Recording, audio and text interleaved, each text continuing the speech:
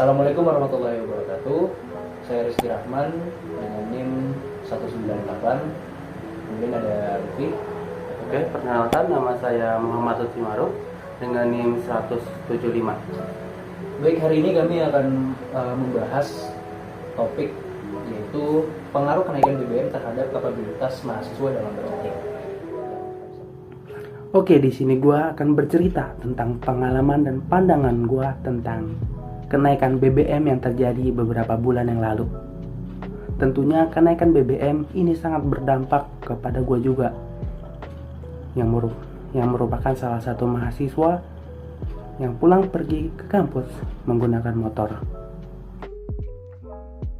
Hal ini tentu saja menguras uang gue yang seadanya ini.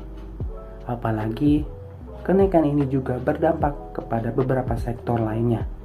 Contohnya sektor yang paling disorot jika BBM naik, yaitu sektor pangan. Karena saudara gue ada punya toko di rumahnya, jadi gue sedikit tahu kalau emang harga barang makanan beberapa ikut naik ketika BBM naik. Contohnya mie instan, beras, dan telur. Ketiga barang itu ikut naik ketika BBM naik. Tapi ternyata sektor yang paling terpengaruh dampaknya yaitu adalah sektor transportasi. Menurut CNBC Indonesia, sektor transportasi mengalami pelemahan paling tajam sampai 1,8%. Contohnya ojol atau ojek online. Pengalaman gua naik ojol setelah BBM naik, memang harganya naik banget. Sekali jalan dari rumah sampai ke kampus yang biasanya 60.000 sekarang naik menjadi 70.000. Tapi tarifnya itu bisa lebih gila lagi ketika jam sibuk. Waktu itu pernah sampai 100.000 per sekali jalan. Kenaikan BBM ini benar-benar menuntut gua yang sebagai mahasiswa yang penghasilannya hanya dari uang bulanan yang dikasih orang tua untuk bisa mengatur pengeluaran lebih ekstra lagi. Jangan sampai terjadi lebih besar pasak daripada tiang, atau lebih banyak pengeluaran dibandingkan dengan pendapatan yang gue punya sendiri. Poin pertama yaitu meningkatnya stres pada pekerja yang khususnya adalah mahasiswa karena upah yang di bawah UMR.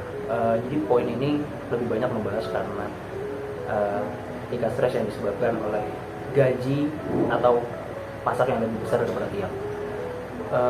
Seringkali terjadi memang di kehidupan nyata, penghasilan atau mahasiswa-mahasiswa yang baru fresh graduate dari SMA kemudian masuk ke lingkungan perkuliahan diharuskan untuk memiliki banyak sekali kemampuan atau stabilitas dalam keuangan demi tercapainya memang kesuksesan dalam pembelajaran di kuliah.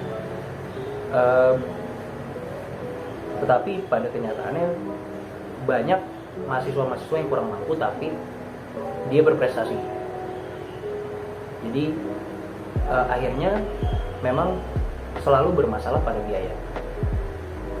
Jadi banyak mahasiswa-mahasiswa yang memang akhirnya mengejar part-time ataupun pekerjaan demi mencukupi biaya kuliah dan biaya kehidupan sehari-hari, baik yang dari luar kota maupun dari dalam kota.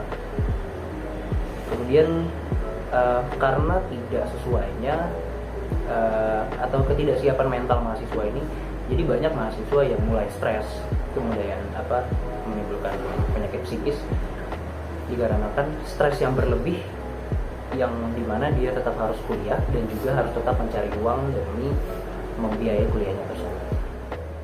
Jadi kesimpulannya dari materi yang kita sampaikan yaitu diperlukannya perhatian dari pemerintah untuk membuat kebijakan khusus bagi mahasiswa, yaitu adanya harga khusus BBM bagi mahasiswa, dan juga kampus juga bisa diwajibkan untuk mengurangi uang kuliah bagi mahasiswa sesuai dengan pendapatannya atau gajinya. Jadi semua itu dilakukan agar mahasiswa ini tetap bisa belajar dan juga tetap bisa mendapatkan uang dengan tidak tertekan ya. Karena diperlukan fokus untuk terus belajar agar mencapai nilai yang bagus dan juga agar ilmu yang disampaikan itu dapat diserap oleh mahasiswa dengan baik. dan juga untuk mengurangi tingkat stres yang berlebih, yang mana itu biasanya akan mengakibatkan mahasiswa itu tidak fokus dalam belajar. Mungkin itu saja. Assalamualaikum warahmatullahi wabarakatuh.